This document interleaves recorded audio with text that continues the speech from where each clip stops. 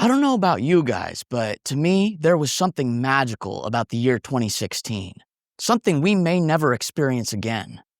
If you were too young to remember, I genuinely feel bad for you. Because for a brief, shining moment, there was this overwhelming sense of freedom in the culture. It flowed through the memes, the music, and the way people talked online. But by the end of summer, you could feel the shift. The election was coming. And the corporations, the social media giants, they saw the chaos, the fun, the honesty, and they decided to shut it all down. 2016 wasn't just the last good year. It was the last free year. In this video, I'll break down what made 2016 so special. Not just to me personally, but in a broader cultural sense too. I'll explain why the so-called golden years before it were really just a build-up to a peak, and why everything after was just a slow, depressing decline. Before I dive into what made 2016 so magical, I need to set the stage. Because as much as people romanticize the early 10s now, those years weren't the true golden age. They were just a build-up. A slow climb towards something that would briefly peak and then crash and fall. From 2012 to 2015, there was this strange cultural energy forming. You could feel it in the content we consumed. YouTube was still wild and unfiltered, back when Angry Video Game Nerd and Doug Walker, the movie reviewer, still had that special touch and magic that made them so great. Vice documentaries actually felt raw and interesting, rather than steeped in left-wing bias and white guilt. It almost felt like popular culture was imitating me, rather than the other way around. Folk music was making a comeback. Reggae, ska, indie, all of it had soul. Everything I loved was popular, down to the fashion of the day. Stoner culture was peaking, right before the weed legalization dulled the edge post-2014. And if you were online, you might remember Slender Man, creepypastas, McJuggernuggets and his Psycho Kids series, the Minecraft trolling era, MLG montages,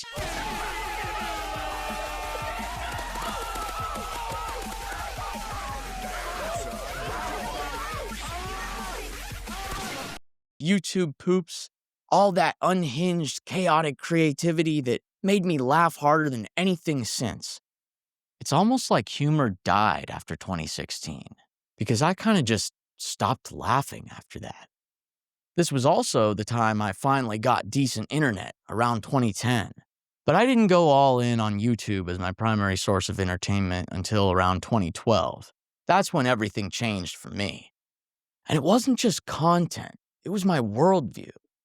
The internet brought a renaissance to my life, but it also brought the dark enlightenment that I share with you in my videos to this very day. 2012 brought with it discoveries about society, chemicals, the elites, and how my growth was stunted. Discoveries that veiled my life in a dark shadow of depression that never quite went away. The year was also defined by the anticipation of Armageddon with the end of the Mayan calendar. The History Channel was filled with shows about ancient aliens, the end of the world, life after humans. And I reveled in it as a 15-year-old, addicted to the fear. The polar shift may not have happened, but something definitely did. Life was never the same after that year, and I'm wondering if you felt it too. From 2012 to late 2015, I was in my personal dark age. Most of my time was spent gym maxing, lifting, eating, tripping, or getting high or drunk. I was obsessed with growing taller, stressing myself out over eating the perfect organic diet and avoiding chemicals. In the end, it didn't work, but I tortured myself over it anyway. I was in denial over the fact that my growth plates fused at age 12 and was already too late. Still, there were magical moments from that time. A certain magical fungus and perforated sheets of paper gave me a kind of hope. This belief that I was special and that the universe put me here for a reason to help guide humanity out of the age of scarcity and into the age of abundance, with a plan to help preserve the future of human civilization through industrial hemp and the power it has to replace petroleum-based products and unsustainable fuel and building materials. This was the foundation of my passion for business and entrepreneurship. My youthful energy, the green tobacco, the depression, it all collided to create this short-lived, golden era of creativity in my life. I was writing real, original music. I was singing well. I was drawing objectively beautiful artwork that actually expressed my angst, sorrow, and longing. That pain gave me drive. And I had fun with my friends. Real fun. Unforgettable, life-changing experiences and moments that formed the man I am today, all packed into a short 3-year period. I even had fun by myself. And don't mind my reindeer red nose. I don't usually look like this. I don't know what's wrong with me. I started college back in 2014, moved into my dad's trap house with a friend. Back then, I spent pretty much all my time either gym maxing, partying, or chasing grades. And I regret that, because back then, that was the era where you could grow a YouTube channel fast. No algorithmic throttling, no fear of getting shadow banned for an unpopular opinion. The recommendation system was actually useful. You'd watch a video and it would suggest something similar. Not just what it thought would keep you addicted. That meant new creators could rise. You could actually be discovered. One of my biggest regrets is not taking advantage of the abundance of free time and the opportunity I had to make a life for myself out of this golden age. I used to have a blast by myself playing Morrowind while drunk and pretending to do Let's Plays. I was genuinely funny and had the energy of youth with a brain that was still witty and sharp and not yet dulled by a decade of depression and disappointment. If I would have quit with the gym maxing and actually made and uploaded my drunken Morrowind Let's Plays, I would probably have my own house by now and the money to actually change the world through hemp and achieve my dreams. But of course, I was fooled into thinking bodybuilding and college were more important. What a massive miscalculation. Social media was freer too. Facebook wasn't the brain-dead zombie scroll it is now. It helped you find like-minded people and stay in touch with friends. Instagram showed you posts from people you actually followed, not algorithmic guesses at what might hold your attention. Twitter was a mess, sure, but it wasn't yet the dystopia of modern censorship and bot reporting that it became after 2016. The early to mid-2010s were the last era of true internet freedom. A time when indie creators could thrive, when free speech was still held sacred online, when Reddit was libertarian and not totalitarian, and when platforms had human moderators instead of bots and trust and safety teams trained to sanitize thought. And 2016 was the crescendo, the last high note, the final moment, before it all went to shit. But for me, the night was truly darkest just before the dawn. My dark age reached its lowest abyss in the year of 2015. By that time, I was a drunken mess. I was literally falling apart, both mentally and physically. My insecurity surrounding my height and inferiority complex reached such a peak that I decided to pull the trigger on a permanent solution. Years of being constantly crossfaded and turning to the bottle to block out my dark thoughts had led me down the path to ruin. My brain was pickled. Envy and self-hatred destroyed my ability to focus in class, and my grades plummeted. I destroyed my reputation, saying horrible things to people I knew in real life on Facebook while I was drunk, just lashing out at everyone from my past and taking my anger out on them. I made a lot of enemies, and I lost touch with reality. By fall of 2015, I couldn't even read the room enough to see that a guy I thought was my friend actually hated me and was just too much of a pussy to tell me not to come over. If you want the full story on that, you can watch my video about why I don't miss having friends, which I'll link in the description. But yeah, by November of 2015, I had basically lost all my friends. Some moved away, others ghosted me. One went to jail and came back a different person. So 2016 started with a void. But what came next is unforgettable. For me, personally, 2016 was the year that everything clicked.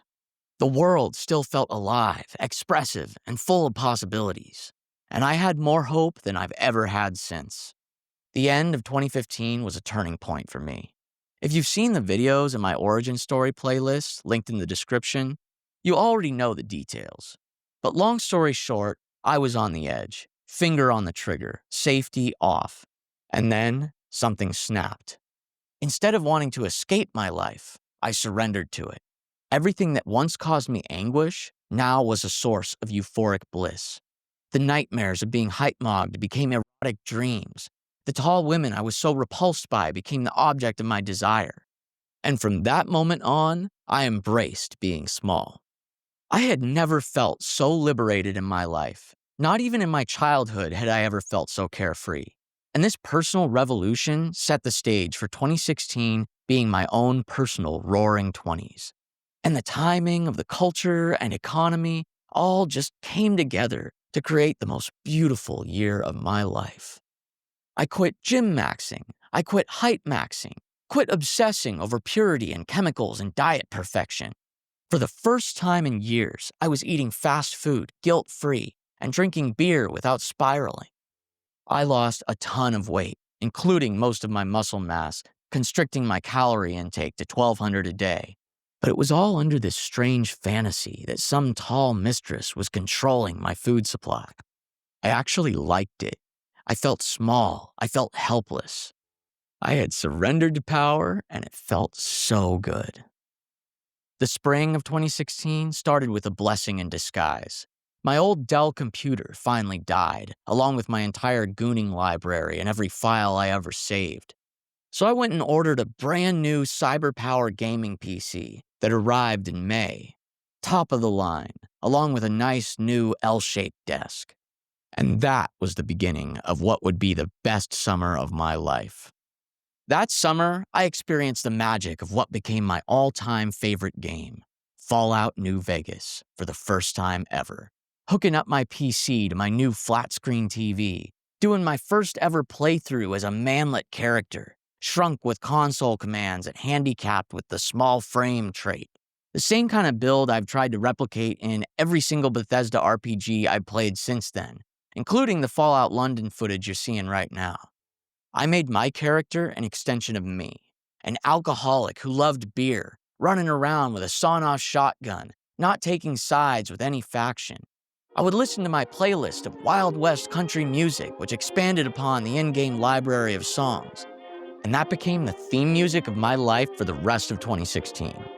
I have never been so immersed in a video game in my life before or since, playing this character of a drunken Mad Max cowboy manlet hick that compensated for weakness with chems. I felt tuned in to my ancestors, since I've got family heritage with history along the wild frontier of the Southwest. In all honesty, that was the most fun I'd ever had in my life, other than a couple big parties I went to in 2019 before life changed forever. The only downside was that it was one of the hottest summer and fall of the 21st century so far, only being beaten out by 2015. And we didn't get air conditioning in our house until 2017, so I had to cool myself continuously with fans and wet paper towels. And since it was before I discovered dry shampoo, and I was too entranced by Fallout New Vegas to take more than one shower a week, my hair was majorly greased down. It thinned out a little bit, and my scalp itched like crazy. I broke out with ringworm or some kind of fungus on my scalp, but I didn't really give a shit. And even when I started showering more often, it didn't go away until I cut down on the beer. I was completely alone that summer, too. All my friends were gone, but somehow I didn't feel lonely. I felt peaceful, like I was exactly where I needed to be. And I knew, even back then, that the good times wouldn't last. I remember watching my grandpa drive his tractor across the property and feeling this pit in my stomach, like it might be the last summer he'd ever be healthy. And I didn't want to think about it. So I buried that dread in beer and gaming and deli sandwiches and tall girl fantasies. And it worked. For a while. It was also the year I was the skinniest I've ever been. The first year I had finally stopped gym maxing and focused on school, and somehow became an A student after nearly flunking microeconomics just one semester earlier. I was 20 years old, and my libido was at its peak. I had these high hopes that I'd find some statuesque woman out there who wanted to dominate a short guy. That's what fueled me. That and gooning to my freshly rebuilt spank bank. I remember earlier that summer I met this 6'1" trans woman through Facebook. Had a lot of fun with her, even though I technically got SA'd by her roommate. But to be quite honest, I didn't really give a rat's shit. It barely fazed me. In 2016, the culture hadn't fully turned yet. You could still say something online without being banned for it. You could still grow a channel without the algorithm smothering you. But I missed my chance. I thought it would last forever. That's why 2016 felt so good. Not just because of what it was, but because of what we didn't even realize we were about to lose. But it wasn't just me.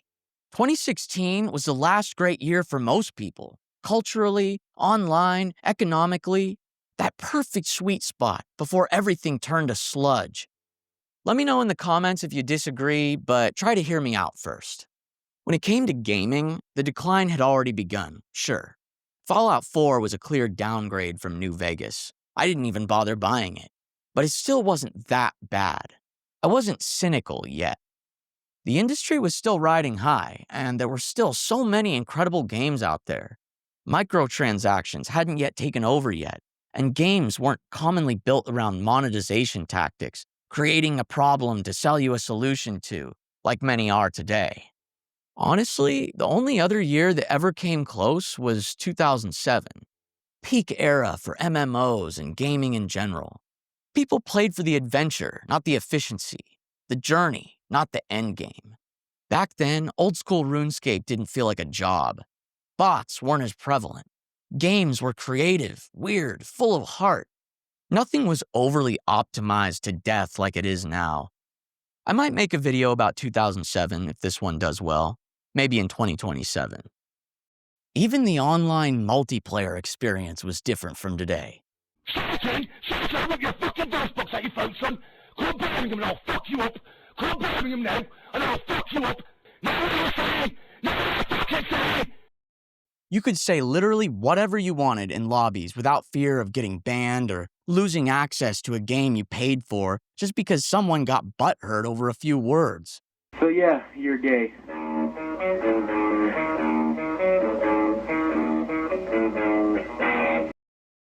It was chaotic, but it was real. That's what I miss most, the rawness of it all. The internet still felt free, unpolished, unfiltered, not yet overtaken by corporate sterilization or algorithmic control. You didn't need to censor your personality to survive. You didn't have to tiptoe around your opinions just to stay online. You didn't have the account you painstakingly built, constantly held for ransom over your head like you do today, living in fear that all your hard work might be taken away, either by misunderstanding the increasingly complex terms of service, being reported by malicious actors, or even an AI moderation glitch. 2016 was the last year before mass censorship and deplatforming became the norm. Before every platform had a panic button for offensive content. Back then, we had H3H3, iDubbbz, Filthy Frank, Max Mofo, and Anything for Views, eating cigarette hair cakes, smashing tables, getting plastered, and vomiting into each other's mouths for views. And it was unpredictable comedy gold, unique to that final free year. So my name's Ethan Klein, and I'm the CEO of Vape Nation. You know, it's healthier. Cure cancer, cure diabetes. I do it for the health effects, honestly. I just feel like it's good for me. Vape Nation.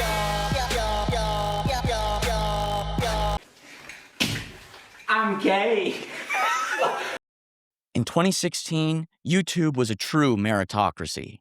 The best videos would organically rise to the top, no matter how controversial they were.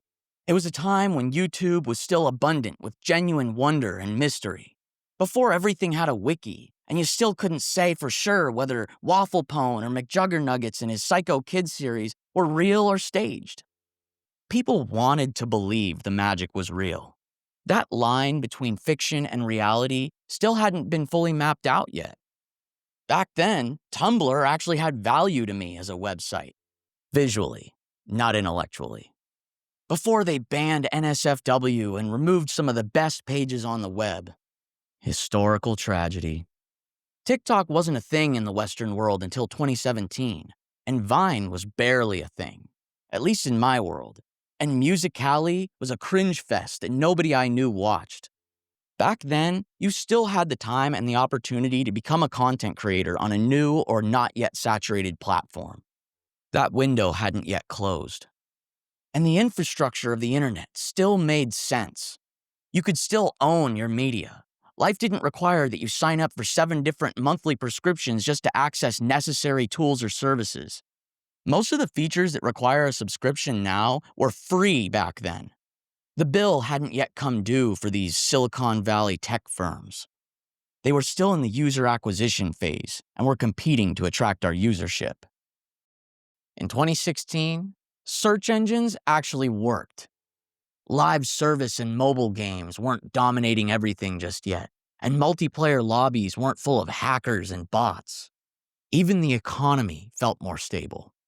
By 2016, we'd fully recovered from the Great Recession. Inflation wasn't that bad.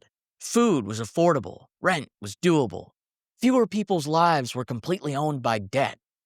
It felt like a worthwhile future was still possible. Even nature was still on our side. 2016 was the last year before wildfire season became a recurring nightmare. It was hot, yeah, one of the hottest summers on record, but it wasn't deadly yet. We had no idea what was coming. Looking back, 2016 wasn't just a cultural high point. It was the end of something. The final echo of a freer world before it all calcified into this homogenous, paranoid, sanitized dystopia we live in now. But the fall of 2016, that's when everything started to change. That was the moment the corporations finally took notice of internet culture, and it was over. They saw how powerful online creators had become, how much reach and influence these independent voices had, and they felt threatened. So they clamped down. Keyword suppression, random bannings, terms of service quietly rewritten behind our backs. The soul of the internet was slowly being strangled. Now, this might be an unpopular opinion, but the YouTube drama scene back then, Leafy is here, Keemstar, and whatnot, I actually enjoyed it.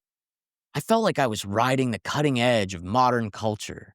A world that was wild, chaotic, and sometimes toxic, but it was always entertaining. Then came the adpocalypse. PewDiePie said the gamer word. What a fucking... Jeez, oh my god, what the fuck? School shootings kept stacking up, and the mainstream media saw their opportunity.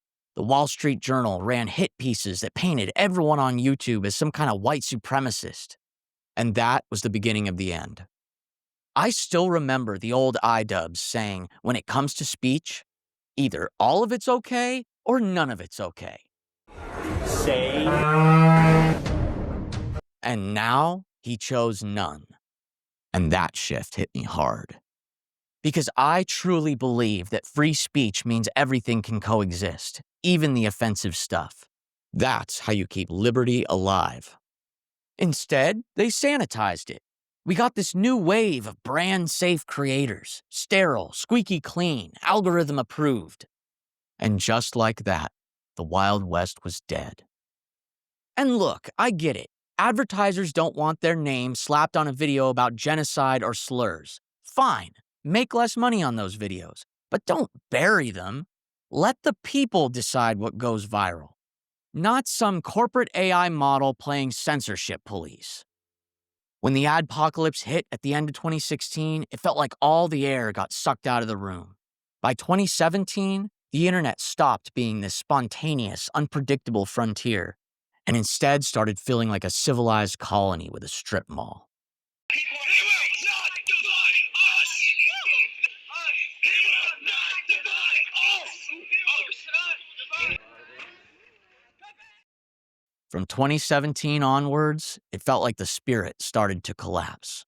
And not just in the world, but in me too. Gaming started to rot from the inside out.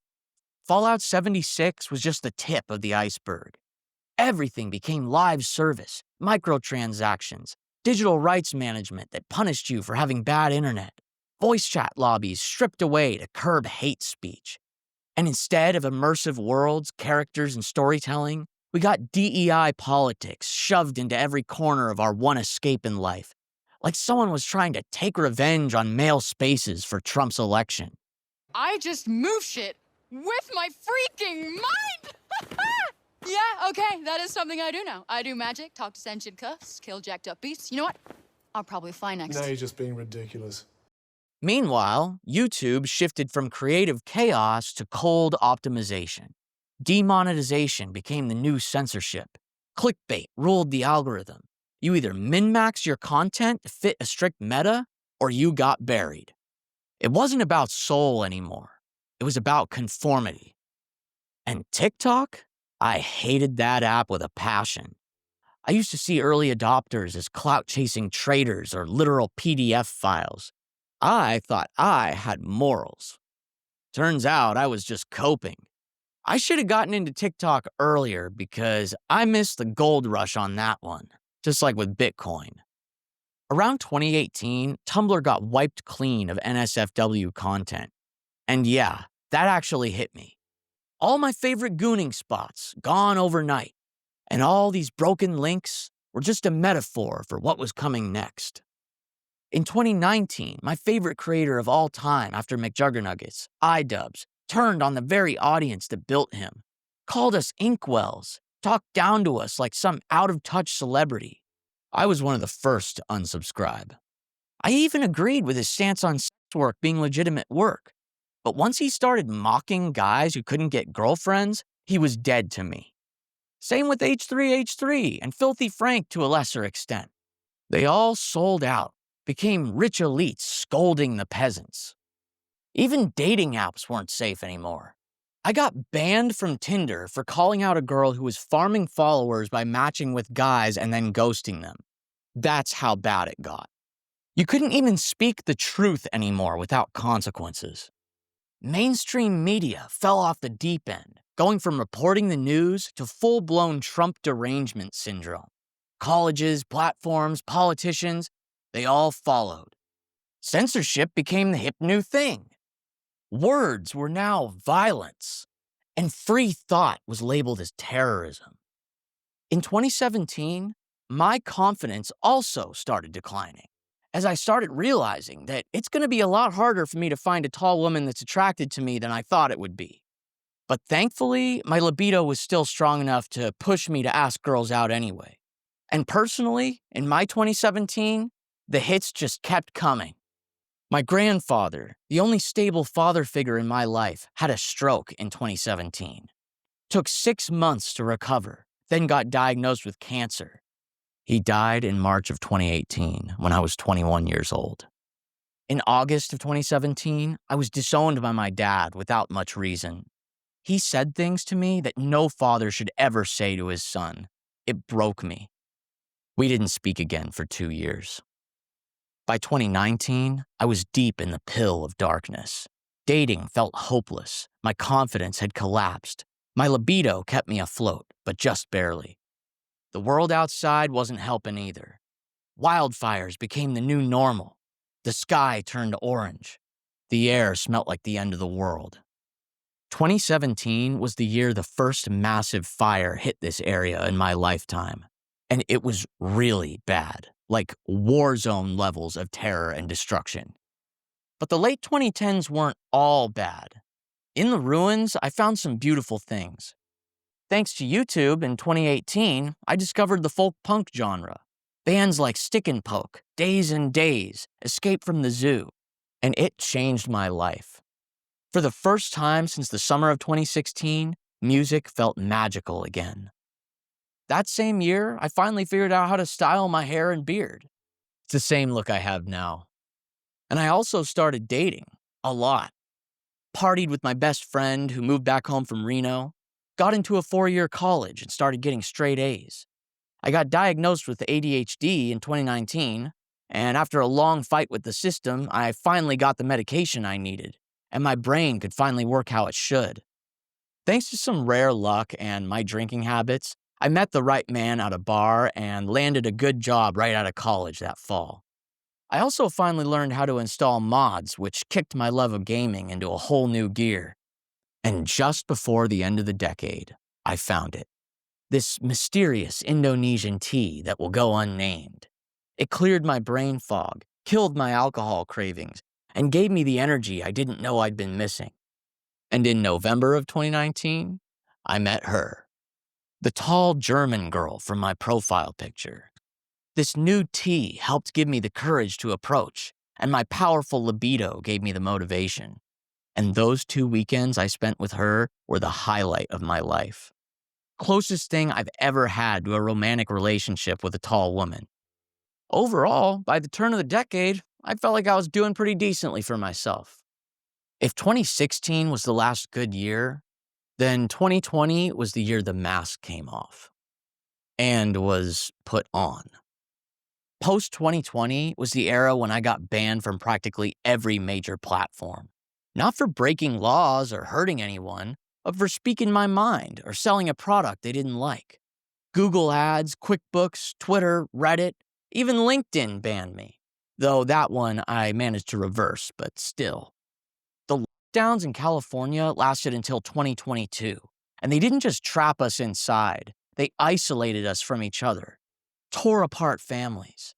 Nowadays, everyone blocks and ghosts like it's nothing. And the riots, the media gaslighting, the rising censorship, it all pushed my politics in the opposite direction of where they were in the 2010s. Then came the AI takeover. Suddenly, free speech wasn't just under threat, it was gone. I couldn't even question the safety of a jab hastily engineered by some of the most evil corporations in history without getting censored, flagged, or silenced. And that's when I decided to walk away from the corporate world. I knew I'd never belong there again.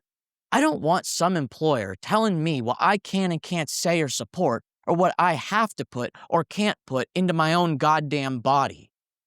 Trying to grow an audience online these days? It used to be hard. Now, it's practically impossible. Algorithms suppress anything real. AI-generated slop floods the feed. Creators and small businesses are terminated overnight by bots with no explanation, no appeal, and no support. And worst of all, there's no such thing as a second chance anymore. New KYC or Know Your Customer laws, IP tracking, device fingerprinting. You can't even start fresh or use a VPN. They know who you are. And once you're banned for life. Social media is the new town square, the center for public discourse, and it's fully controlled by corporations now. They pick the winners. They control the narrative. And if you speak against them, it's misinformation. What blows my mind is how many people defend it. They'll say, it's a private company, they can do what they want. No, bitch, that platform belongs to the people. Time to seize the means of production, motherfucker. And even if you do everything right in life, it still might not matter. Because this is the worst economy of our lifetimes. By the time life has any promise again, I'll be pushing 40. My dreams, basically dead. But I won't pretend the last 5 years have been all bad. 2020 was the year I discovered dry shampoo, which, I'm not even joking, changed my entire hair game and improved my quality of life. Also in 2020, I started my own small business for the first time.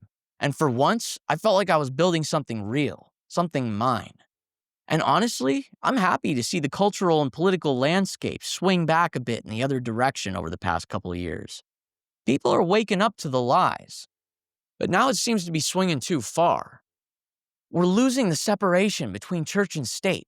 The same people who screamed about economic gaslighting during the last presidency are now doing the exact same thing today.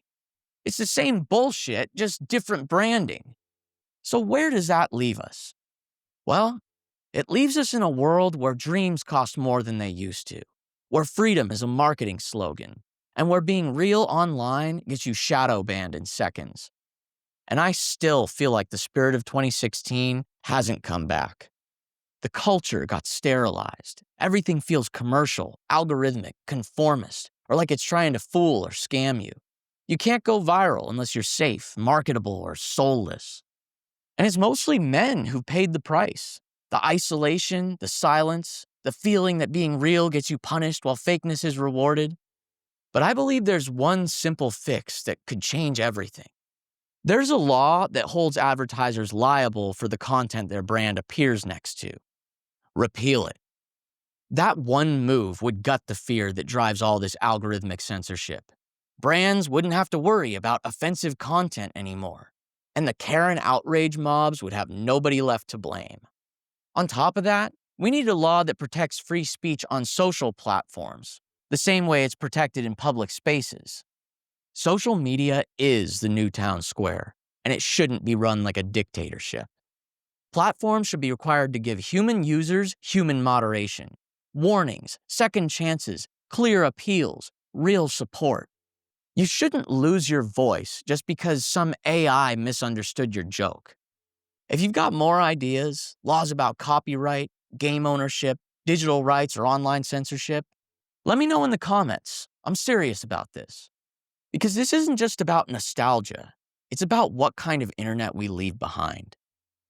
2016 may have been the last good year, but most people say 2019 was the last normal year, in more ways than just the pandemic. But I'll talk about that in another video. And I'd also like to know, in the comments, did you feel the change that came after 2016? Was it a good year for you too, or was it bad for personal reasons? Let me know when your turning point was.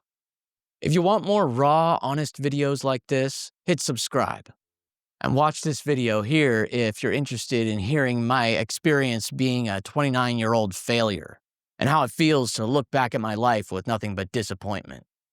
Thanks for watching.